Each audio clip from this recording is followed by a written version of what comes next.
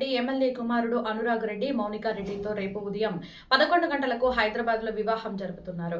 నారాయణఖేడ్ కర్ణాటక మహారాష్ట్ర సరిహద్దు ప్రాంతం కావడంతో అక్కడి ఆచారాలు మర్చిపోకుండా ఎంత ఎమ్మెల్యే అయినా ఆచారం కట్టుబాట్లు మర్చిపోకూడదని అక్కడి ఆచారాల ప్రకారం పెళ్లి సంబరాలు జరుపుతూ ఊరి ప్రజలను అందరినీ ఆహ్వానించి వారి కుమారుని వివాహానికి అందరూని హాజరు కమ్మని పేరు పేరున అందరినీ పిలిచి చెప్పిన డాక్టర్ పట్లోల్లా సంజీవరెడ్డి ఎమ్మెల్యే సతీమణి అనుపమ రెడ్డి.